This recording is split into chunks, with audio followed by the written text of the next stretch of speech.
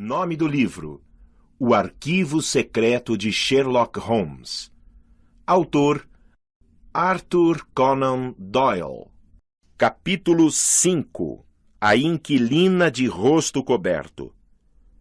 Quando se considera que Sherlock Holmes esteve em atividade durante 23 anos e que em 17 deles me foi permitido cooperar com seu trabalho e registrar seus feitos, fica claro que disponho de muito material para escrever. Na realidade, o problema nunca foi encontrar uma história, mas escolher uma entre muitas.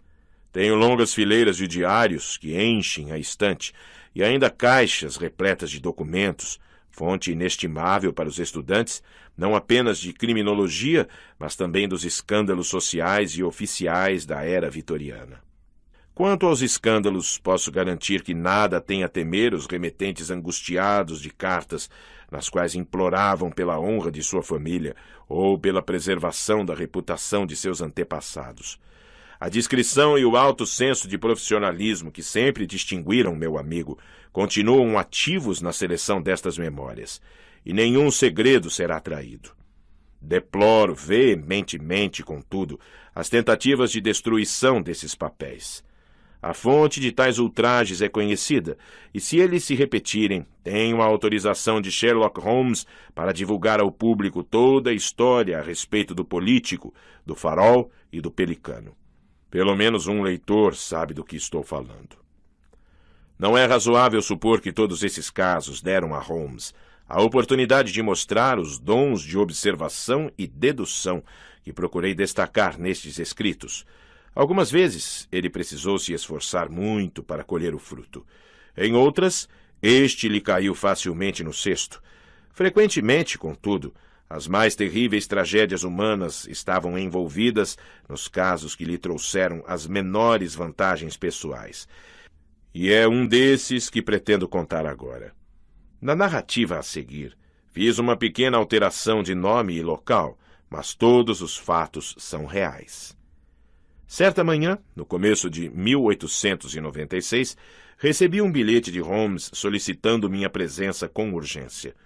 Quando cheguei, encontrei-o sentado, em meio a uma atmosfera esfumaçada, em frente a uma mulher idosa, maternal e corpulenta, com aspecto de senhoria. "Esta é a senhora Marilow de South Brixton", apresentou-me a meu amigo com um aceno. "A senhora Marilow não se opõe ao fumo, Watson, caso queira desfrutar seu vício. Ela tem uma história interessante para nos contar, que pode ter desdobramentos que tornem útil sua presença.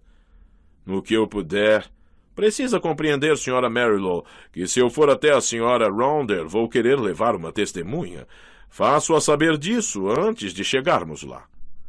"Deus o abençoe, Sr. Holmes", disse nossa visitante, "pois ela está tão ansiosa para vê-lo que o senhor poderia levar a paróquia inteira." "Então iremos no começo da tarde. Vamos nos certificar dos fatos antes de dar início à ação. Se vamos até lá, seria bom que o Dr. Watson compreendesse a situação. Então, a senhora Rounder é sua inquilina há 7 anos, e a senhora só viu seu rosto uma vez." "E desejaria que Deus não me permitisse tê-lo visto", exclamou a senhora Marilow. "Pelo que entendi, estava terrivelmente mutilado." "Ora, Sr. Holmes, quase não se pode dizer que aquilo seja um rosto.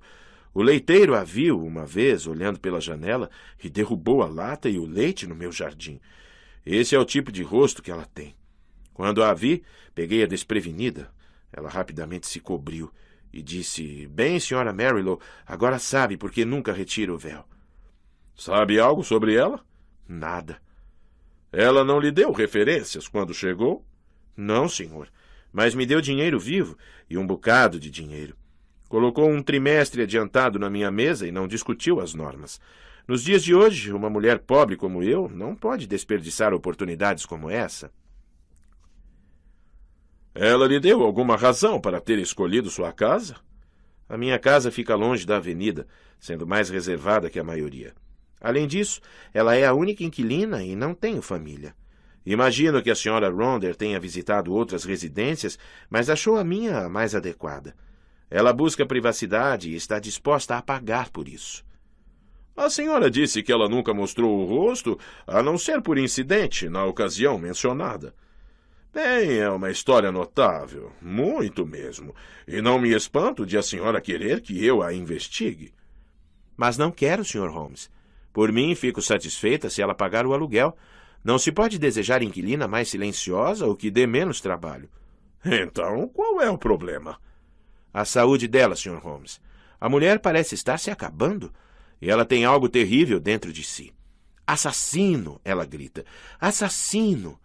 E uma vez ouvi-a gritar, sua besta cruel, seu monstro. Foi durante a noite. Recuou pela casa, provocando-me calafrios. Fui falar com ela de manhã. Senhora Ronder, eu disse, se alguma coisa está lhe perturbando a alma, fale com um padre ou com a polícia. Alguém vai lhe ajudar. Pelo amor de Deus, a polícia não, ela suplicou. E um padre não pode mudar o passado. De qualquer modo, ficaria mais tranquila se alguém soubesse a verdade antes de eu morrer. Bem, eu sugeri, se não quer falar com a polícia, tem esse detetive sobre o qual li a respeito. Ela adorou a ideia. É isso, ela concordou. Como é que nunca pensei nele antes? Traga-o aqui, Sra. Marilow. Se ele não quiser vir, diga-lhe que sou a mulher de Ronder, do espetáculo de feras. Diga-lhe isso e também mencione o nome Abbas Parva. Aqui está o que ela escreveu. Abbas Parva. Isso fará com que ele venha, se é o homem que penso ser. Com certeza, disse Holmes. Muito bem, Sra. Marilow. Preciso conversar com o Dr. Watson. Isso vai me tomar a manhã inteira. Pode nos esperar às 3 da tarde em sua casa, em Brixton. Nossa visitante se foi, bamboleando. Não existe outro termo para expressar sua forma de caminhar. E Sherlock Holmes jogou-se sobre a pilha de livros no canto da sala, virando energicamente as folhas até soltar um rugido de satisfação ao encontrar o que procurava. Ele estava tão entusiasmado que nem se levantou, permanecendo sentado como um Buda, com as pernas cruzadas e grandes livros à sua volta, além de um volume aberto sobre as pernas. O caso me interessou na época, Watson. Aqui estão minhas observações para estudá-lo. Confesso que não cheguei a nenhuma conclusão. Ainda assim, eu sabia que o legista estava errado. Lembra-se da tragédia de Abbas Parva? Não, Holmes. Mas você já estava comigo na época. Eu mesmo pouco fiz a respeito, pois não tinha como seguir o caso e nenhuma das partes me contratou. Você gostaria de ler os jornais? Não pode me fornecer as linhas gerais? Claro, isso é fácil. Provavelmente você irá lembrando à medida que falo. Ronder era um homem famoso. Era rival de Wombwell e de Sanger, um dos maiores artistas de espetáculo de sua época. Há indícios, contudo, de que Ronder começou a beber, o que fez homem e circo entrarem em decadência à época da tragédia. À noite, a caravana havia parado em Abbas Parva, um vilarejo em Berkshire, quando tudo aconteceu. Estavam a caminho de Wimbledon, viajando pela estrada, e simplesmente acamparam. Não haveria espetáculo, pois o lugar era tão pequeno que não compensaria a montagem. Um dos números era executado com um leão africano, o rei do Saara. Era hábito, tanto de Ronder quanto da esposa, fazer exibições dentro da jaula do animal. Aqui, você pode ver, está uma fotografia do espetáculo, onde se constata que Ronder era enorme, porcino, enquanto a mulher era magnífica. Foi dito no inquérito que havia sinais de o leão ser perigoso, mas, como é natural, a familiaridade teria levado ao descuido, e o fato foi ignorado. Normalmente, Ronder ou a esposa alimentavam o leão à noite. Às vezes ia um deles, às vezes os dois juntos. Mas nunca permitiam que outros o fizessem, pois acreditavam que enquanto lhes dessem a comida, o animal os veria como amigos e nunca os machucaria. Naquela noite, há 7 anos, os dois foram juntos, e aconteceu algo de horrível, cujos detalhes nunca foram esclarecidos. Todo o acampamento foi acordado pelos rugidos do leão e pelos gritos da mulher. Todos os ajudantes e empregados saíram de suas tendas carregando lanternas, cuja luz revelou-lhes uma visão tenebrosa. Ronder jazia, com a parte de trás da cabeça esmagada e marcas profundas das patas no couro cabeludo, a cerca de 10 metros da jaula, que estava aberta. Próximo à porta, deitada de costas, a senhora Ronder e a fera rosnando sobre ela. Seu rosto fora dilacerado de tal forma que não se imaginava poder sobreviver. Diversos homens do circo, entre eles Leonardo o Forte e Griggs o Palhaço, afastaram a fera com varas, conseguindo que retornasse à jaula, onde a trancaram. Como o leão se soltara, era um mistério. Foi conjeturado que, no momento em que o casal abria a jaula para entrar, o animal tenha arremetido contra a porta. Os testemunhos não apresentaram nenhum ponto de interesse, a não ser que a mulher, em delírio, gritava "Covarde, covarde!", enquanto era carregada para o carroção onde morava com o marido. Passaram-se 6 meses antes que ela pudesse depor. Mas o inquérito foi mal conduzido e o veredicto, óbvio, foi morte acidental. O que mais se poderia pensar? Perguntei. Realmente. Mas houve alguns pontos que preocuparam o jovem Edmunds, da polícia de Berkshire. Rapaz esperto aquele. Depois foi transferido para Allahabad. E foi assim que me inteirei do caso, pois ele me visitou e discutimos o assunto fumando cachimbo. Ele é magro, cabelo aloirado? Isso mesmo. Eu sabia que você se lembraria dele. E o que preocupava Edmunds? Bem, nós dois estávamos preocupados. Foi difícil demais reconstruir o acontecido. Veja do ponto de vista do leão. Ele é libertado. E o que faz? Dá meia dúzia de passos para a frente, o que o deixa perto de Ronder. Este se vira para fugir. As marcas de patas estavam na parte de trás da cabeça, mas o leão o derruba. Então, em vez de escapar, ele se volta para a mulher, que estava perto da jaula, também a derruba e mastiga seu rosto. Mas então, os gritos que solta parecem implicar que o marido, de algum modo, lhe falhou. O que o infeliz poderia ter feito por ela? Percebe como é estranho? Claro. Há outro aspecto que me ocorre quando repenso o caso. Nos depoimentos, disseram que enquanto o leão rugia e a mulher gritava, um homem também começou a gritar, aterrorizado, continuou Holmes. Foi o Ronder, sem dúvida. Ora, com o crânio amassado, ele não ia mais dar notícias. E pelo menos 2 testemunhas falaram que os gritos do homem se misturavam aos da mulher. Imagino que todo o acampamento estivesse gritando naquele momento. Quanto aos outros pontos, acho que eu poderia sugerir uma solução. Eu tentei. Eu gostaria de ouvir. Os dois estavam juntos a 10 metros da jaula quando o leão se soltou. A mulher pensou em entrar na jaula e fechar a porta. Ela chegou até lá, mas naquele momento o leão correu atrás dela e a derrubou. A mulher ficou com raiva do marido porque ele encorajou a fera ao lhe dar as costas para fugir. Se a tivessem encarado, poderiam tê-la intimidado. Daí os gritos de covarde. Brilhante, Watson. Só há um defeito no seu diamante. E qual é, Holmes? Se eles estavam a 10 metros da jaula, como a fera se soltou? Talvez algum amigo do casal a tenha soltado. E por que o leão os atacaria com tal fúria, já que estava acostumado a brincar com eles e a fazer truques dentro da jaula? Possivelmente o mesmo inimigo fez algo para enfurecer a fera. Holmes ficou pensativo e permaneceu em silêncio por alguns instantes. Bem, Watson, posso dizer o seguinte sobre sua teoria.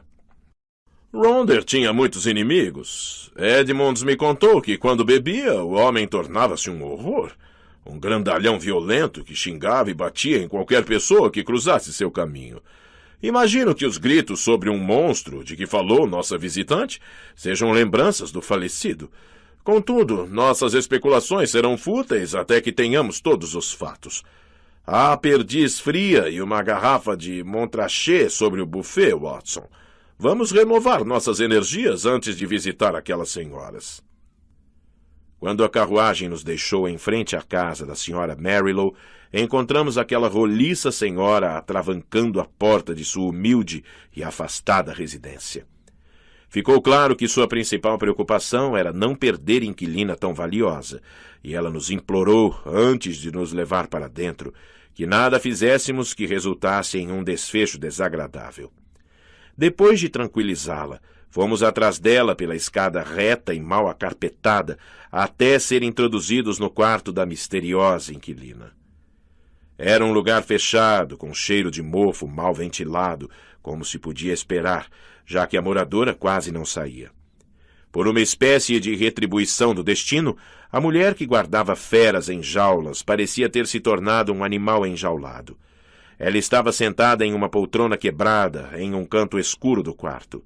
Longos anos de inatividade aumentaram sua silhueta, mas ela devia ter sido belíssima, pois ainda era curvilínea e sensual. O véu pesado e escuro cobria-lhe o rosto, mas deixava ver a boca perfeita e o queixo delicado. Percebia-se que ela realmente fora uma mulher encantadora. A voz também era agradável e bem modulada. "Meu nome não lhe é desconhecido, Sr. Holmes", começou ela. "Pensei que ele o traria até aqui." "É verdade, madame, embora eu não soubesse que a senhora estava a par do meu interesse no caso." "Fiquei sabendo após me recuperar quando fui interrogada pelo Sr. Edmonds, da polícia local. Sinto ter mentido para ele. Talvez fosse mais sensato ter lhe contado a verdade." "Geralmente é mais sensato falar a verdade. Mas por que a senhora mentiu para ele?" "Porque o destino de outra pessoa dependia disso. Eu sabia que ele era um ser desprezível, mas não queria sua destruição em minha consciência. Tínhamos sido tão íntimos, tão íntimos." "E esse impedimento não existe mais?" "Não, senhor. A pessoa de que falo morreu." "Então por que agora não conta para a polícia o que sabe?" "Porque tenho de pensar em outra pessoa. Essa outra pessoa sou eu mesma. Eu não suportaria o escândalo e a publicidade que sucederiam a uma investigação policial. Não me restam muitos anos de vida, mas gostaria de morrer sossegada. Ainda assim, queria encontrar um homem para quem pudesse contar minha terrível história, de modo que, quando eu me for, tudo seja esclarecido." "Obrigado pela escolha. Por outro lado, sou um homem responsável. Não lhe prometo que, quando a senhora terminar, eu não julgue ser meu dever contar o caso à polícia." "Não acredito nisso, Sr. Holmes. Conheço seu caráter e seus métodos muito bem, pois venho acompanhando seu trabalho há vários anos. Ler é o único prazer que o destino me deixou, e pouco deixo passar do que acontece no mundo. De qualquer modo, vou arriscar quanto ao que o senhor fará com minha tragédia. Contar-lhe vai me aliviar a consciência." "Eu e meu amigo estamos prontos para ouvi-la." A mulher se levantou e pegou em uma gaveta a fotografia de um homem. Tratava-se, evidentemente, de um acrobata. Dotado de físico magnífico, o homem estava com os braços enormes cruzados à altura do peito musculoso e sorria por baixo do volumoso bigode, um sorriso de satisfação por suas muitas conquistas. "Este é Leonardo", ela explicou. "Leonardo Forte, que depôs no inquérito?" "O próprio. E este é meu marido." Era um rosto terrível, um homem porco, ou melhor, um javali humano, pois sua bestialidade era evidente. Podia-se facilmente imaginar aquela boca vil xingando e espumando de raiva, da mesma forma que era possível conceber aqueles olhinhos maliciosos disparando maldade pura enquanto fitavam o mundo. Valentão, animalesco, rufião, tudo isso estava escrito naquele rosto gordo. "Essas duas fotografias vão ajudá-los a compreender a história", ela continuou. "Eu era uma pobre garota de circo, criada em meio à serragem e que já saltava entre as argolas antes dos 10 anos. Quando me tornei mulher, esse homem se apaixonou por mim, se é que se pode chamar luxúria de amor, e num mau momento me tornei sua esposa. Daquele dia em diante, vivi no inferno, e era o próprio diabo que me atormentava. Não havia pessoa no circo que não soubesse como eu era tratada por ele. Ele ficava com outras mulheres e me amarrava e açoitava com seu chicote de montaria quando eu reclamava. Todos tinham pena de mim e o odiavam, mas o que podiam fazer?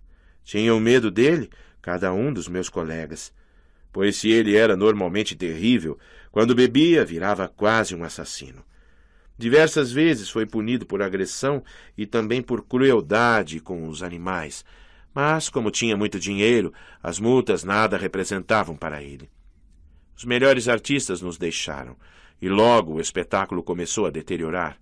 Somente eu e Leonardo, além do pequeno Jimmy Griggs, o palhaço, continuamos. Pobre Jimmy! Ele não tinha muito como ser divertido, mas fazia o possível. Então Leonardo começou, mais e mais, a fazer parte de minha vida. Os senhores viram a aparência dele. Agora eu sei que espírito fraco se escondia naquele corpo esplêndido. Mas comparado ao meu marido, ele parecia o próprio anjo Gabriel.